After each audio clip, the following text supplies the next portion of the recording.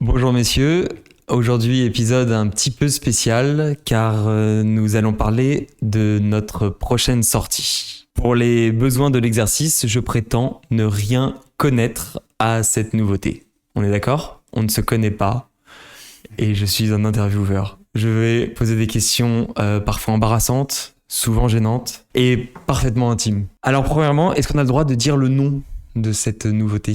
Pour rêver. C'est quoi ce nom ? Non, j'ai l'intervieweur. C'est un nom tiré des parfums d'époque ?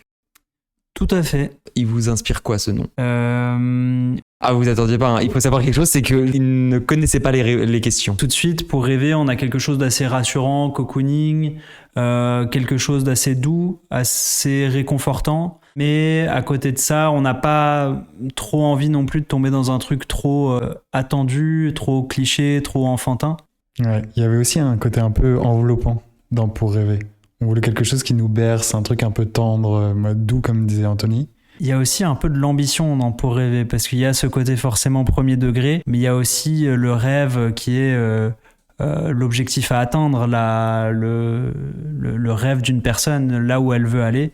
Donc c'est aussi ce qui pousse vers quelque chose de pas trop enfantin, mais aussi avoir ce côté un peu caractériel, je dirais. Et une facette terreur nocturne ? Non, je nous propose de le sentir et on va pouvoir parler odeur maintenant. Maintenant que vous le sentez, les odeurs, la composition et vos inspirations. Les deux matières premières qui ressortaient le plus quand on brainstormait sur cet accord, sur ce parfum, c'était vraiment vanille et musc. Mais comme je disais tout à l'heure, on voulait pas tomber non plus dans quelque chose de trop enfantin, trop attendu. Donc il fallait aussi ajouter de la personnalité à cet accord, rajouter des notes inattendues. On a une note marron glacé, c'est une note qu'on retrouve pas partout. La facette noisette aussi qui va avec ce marron glacé, qui donne une vraie signature à cet accord.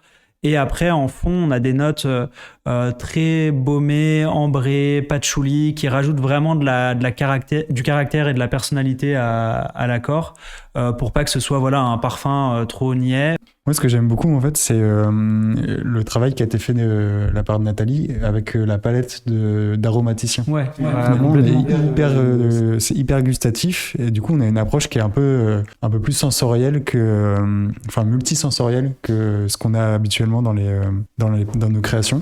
Nathalie a utilisé des matières premières où les parfumeurs et les aromaticiens ont travaillé ensemble pour développer cette note noisette. Elle les a utilisées comme une matière première à part entière dans la formule. Et elle a rajouté quelques autres notes pour rajouter aussi ce côté marron glacé. Mais donc, en fait, on a aussi un travail d'aromaticien qui est dans ce parfum et qui lui apporte tout ce côté gourmand, assez réaliste aussi, en fin de compte. Et on a travaillé sur beaucoup de facettes et une piste musquée au départ. On hésitait aussi un petit peu sur les directions avec Pour rêver, parce qu'on voulait ce côté très doux et enveloppant. Et là, je trouve qu'on arrive à l'avoir sans être parti sur un musc un peu banal comme on pourrait avoir. Comme pour le côté vanille, au final, c'est encore une fois une vanille qui a beaucoup de caractère, qui est très différente des vanilles traditionnelles, quoi. Ouais, non, carrément. Ouais, et puis ce que je trouve très intéressant, c'est que de prime abord, quand on le sent, on se dit « Ah, c'est un gourmand ». Et très rapidement, c'est, comme tu disais, beaucoup plus sophistiqué que ça. Et limite, la gourmandise de la vanille s'atténue pour arriver sur quelque chose de plus complexe, plus texturé. Et c'est hyper intéressant. Non pas parce que c'est le nôtre, hein, mais c'est un truc c'est vraiment dingue. J'ai jamais senti ça. C'est parce que tu le connaissais pas normalement. Bah oui, tu l'as sorti pour la première fois. Là. C'est merveilleux ce que vous avez fait, mais j'ai les larmes. Le poulet de Caris. J'ai pas la rêve. T'as pas la rêve ? Il pleurait quasiment, il mangeait le poulet, il avait plus de force. Il disait, c'est quoi ce poulet ? Une autre matière première qu'on a oublié de mentionner. Parce que c'est vrai qu'il y a le cacao, c'était pas la note que j'avais, et le rhum. Cacao et rhum, qui rajoutent beaucoup de richesse et un côté très addictif à l'accord. Mais une matière qui, je vais vous laisser la deviner, bon, ça va être facile, mais une matière qui est tellement présente dans nos parfums qu'on a tendance à l'oublier. Parce évidemment. La signature de Violet. La civetone. L'iris. L'iris, au final, joue quand même plutôt bien son rôle là-dedans parce que, encore une fois, l'iris, ça peut apporter cette touche un peu peau de bébé, florale poudrée, assez intéressante, qui du coup va parfaitement bien dans l'accord vanillé, musqué. Je suis vraiment pressé de voir ce que vos clients vont en dire. Ouais, on a nous hâte de aussi, la hein. partager. Ouais. Ouais. C'est quoi le message que vous voulez faire passer avec ce parfum? L'histoire que vous voulez raconter et le message que vous voulez faire passer. Si vous en avez pas, c'est très grave. Ah, la pression. Justement, apporter un peu de rêve. Le parfum, au final, c'est un outil qui permet de s'échapper, de rêver, d'atteindre un certain luxe, de plonger dans un certain imaginaire.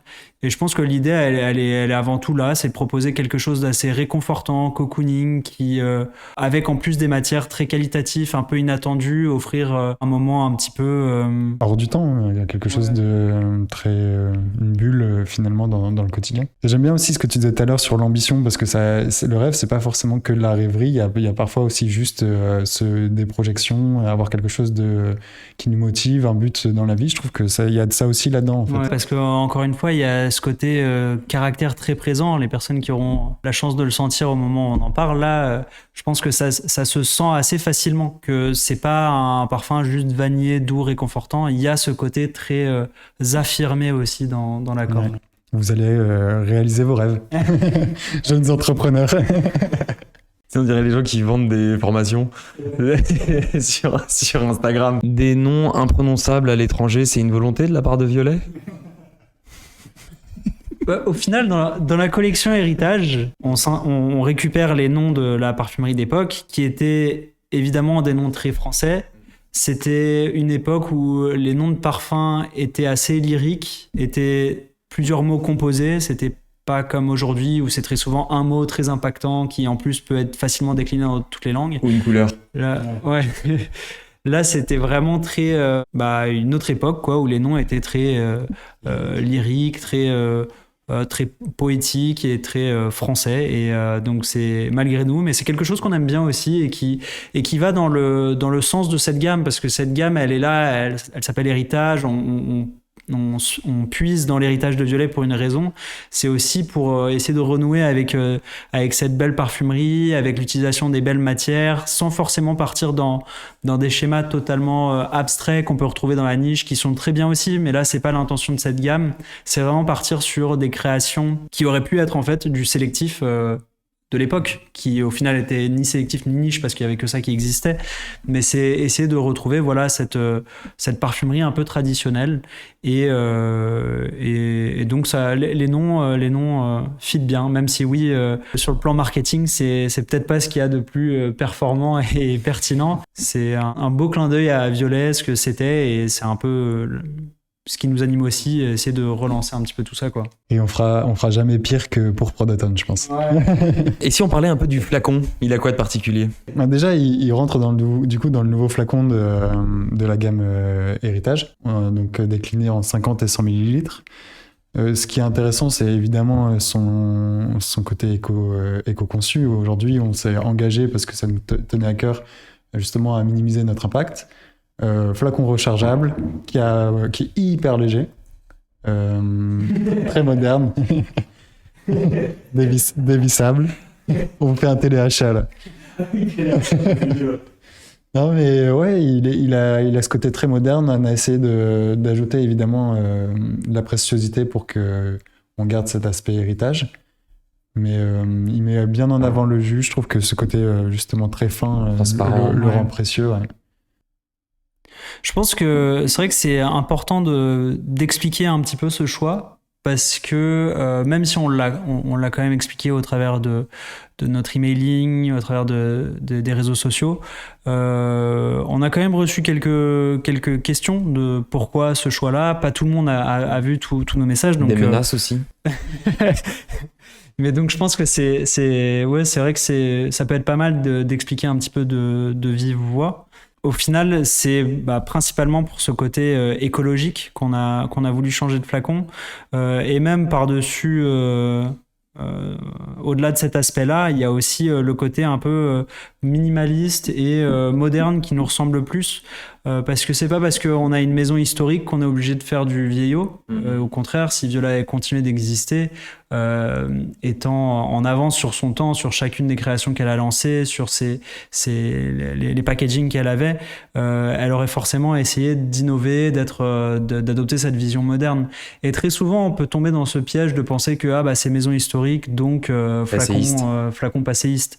Et au contraire, on a parlé de ça depuis nos débuts, tous les trois, qu'on aime bien cet aspect rétro-moderne.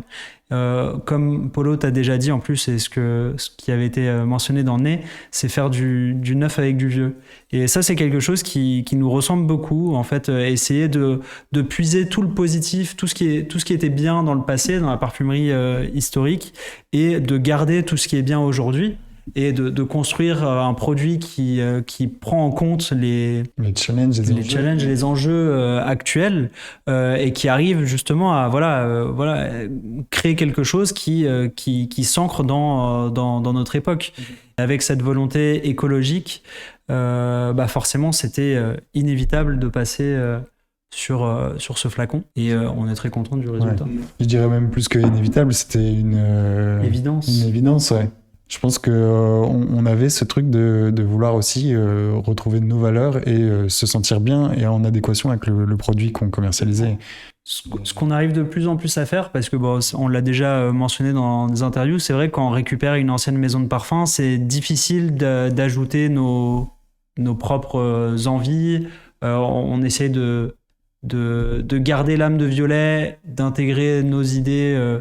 C'est difficile de mélanger les deux, et plus on avance, plus on se rend compte que oui, c'est notre maison de parfum et on a le droit d'y apporter notre vision. Tu m'as coupé un peu l'herbe sous le pied, Victo. J'allais te demander les formats et surtout les prix. En cette période d'inflation. Aujourd'hui, on propose le 100 ml à 170 €, pardon, et le 50 à 100 €. Ce qui est plutôt intéressant, parce que c'est vrai qu'aujourd'hui, on voit les prix de la niche, ils ont flambé. Nous, on fait en sorte de rester au mieux et de pouvoir proposer un produit qui nous semble au juste prix. Et je trouve qu'on a réussi, avec ce tour de force, de sourcer des produits qui sont en France ou en Europe au maximum, d'avoir un prix qui reste ultra compétitif, alors que le jus qui est à l'intérieur, on sait, il nous coûte extrêmement cher, et pour autant on arrive quand même derrière à trouver des prix, je trouve, qui sont justes. Date de sortie? Lancement officiel 14 octobre. Ouais. Je sais pas quand cette vidéo sortira, mais j'imagine quelques jours avant. Ouais, a priori quelques jours avant. Donc bientôt disponible. Pour les chanceux, normalement, s'ils sont inscrits à notre emailing, précommande. Inscrivez-vous à notre newsletter. Disponible sur le site internet. Oui, sur le site internet, vous pouvez vous inscrire, et vous pourrez déjà avoir des informations en avant-première et le commander en avant-première aussi. Donc voilà. Mais c'est fou ça, dites-moi en plus. Dernière question, où pourrait-on le sentir, cette merveille? Toutes nos boutiques partenaires. Sur notre site internet. À partir du 14 octobre? À partir du 14 octobre. Et même avant. Hein. Et possiblement avant, peut-être avant. Toujours avec cette histoire de newsletter. Il faudra voir avec la boutique à côté de chez vous. Hein. Peut-être qu'ils pourront vous le faire sentir en avant-première. Il faut les soudoyer? Ah ouais, s'ils sont chanceux. Je pense qu'il faut soudoyer Serge auparavant. Écoutez, messieurs, merci beaucoup. Merci beaucoup. Je suis ravi d'avoir découvert cette petite merveille. J'adore, je pense que je vais l'acheter dans On vous enverra un flacon, vous en faites pas. Beaucoup. Les joies d'être journaliste. Merci et à très vite, j'espère. Ouais. Ciao. À bientôt. Ciao. Au revoir.